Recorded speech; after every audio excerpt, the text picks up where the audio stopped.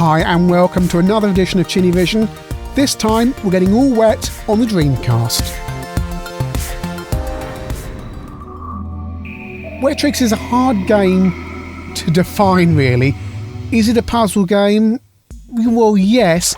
Is it a god game? Well, I suppose in a way it is. Is it an arcade game? Well, it feels arcadey, but let's have a look at it. It's by the Pickford Brothers, who gave us brilliant games like Feud and Zub and 180 on the Spectrum and the Amstrad, and also ported the Commodore 64. They, of course, started to work on the consoles in the mid to late 80s and eventually ended up producing this game for the Dreamcast. Nice 3D rendered graphics here on the title screen, various options. I think we're going to drop straight into the gameplay just to explain what this game's about. So this is why I think it kind of is a bit like a god game, because you start off with a landscape and you start terraforming it with these shapes that drop down.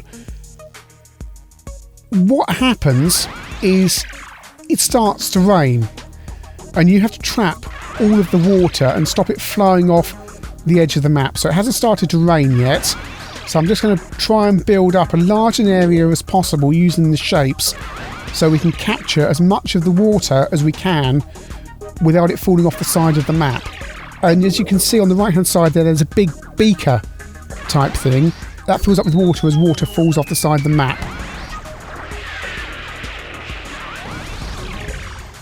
Sometimes various other things drop down, such as things that blow holes in the landscape, and here's some water dropping down, and there we go, it starts to flow across the map. I've still got some holes in the side of the map there, and it's indicating to me there's a leak there, and there's still a leak there, so I just need to plug that up.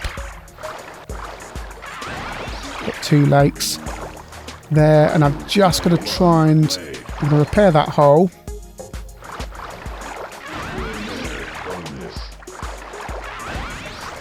And you just build this landscape up in a similar way to how you would on Populous. Another bomb came down there and blew a hole in the landscape. This one here, that green one just went down, lowers the landscape and flattens it.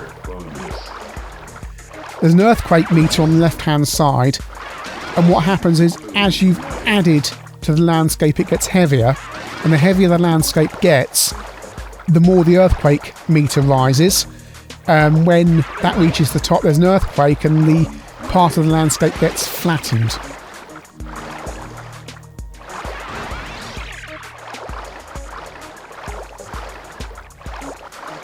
Really nice watery soundtrack on the game there, and now it's started to rain and I'm losing that. You can see on the right hand side there I'm losing water off the map, well, not top side rather. There's so much going on in this game. I've got a rainbow forming. That meteor there evaporates all of the water. I've got more water coming down here. This game is absolutely relentless. It took me quite a while to work out how to deal with the various obstacles it throws up.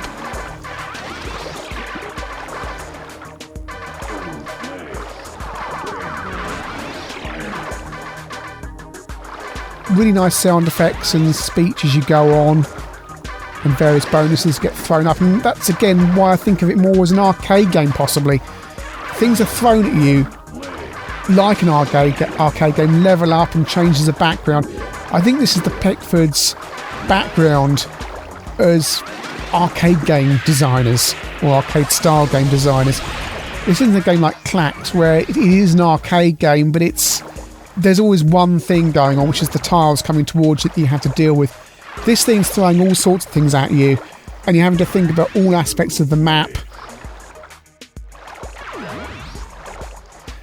And there's things happening like an ice cube warning now. That's going to freeze the water. Any water that I drop down onto the ice freezes naturally. Various bonuses as you go on.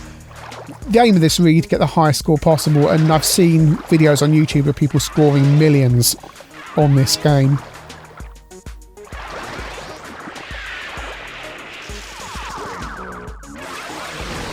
Text comes towards you like the ice cube warning there.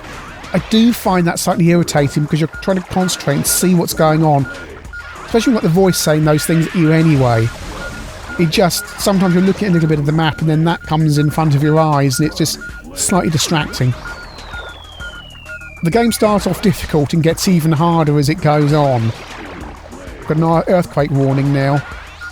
I'm just... Can I avoid the earthquake warning? Because what happens when you get an earthquake is the landscape gets flattened and all the water flows out the sides where it gets flattened. Now I've got an earthquake. So now I've got a real problem. I'm going to have to patch this landscape up quickly to stop all the water escaping. This could be pretty bad.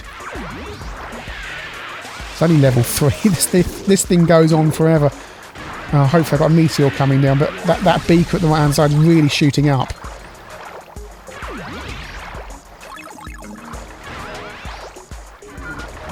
You can find yourself playing this game for a considerable time. I got another earthquake warning now. Yes.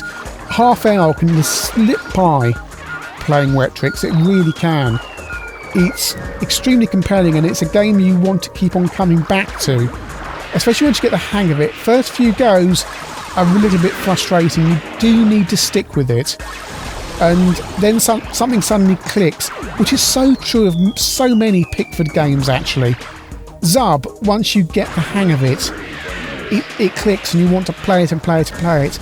Feud, same thing. And I think this game actually has the same thing as well. It's initially you're playing it and you don't quite get it and you can't quite see what the point is over other puzzle games. And then something suddenly clicks and you're back to this night after night to play it.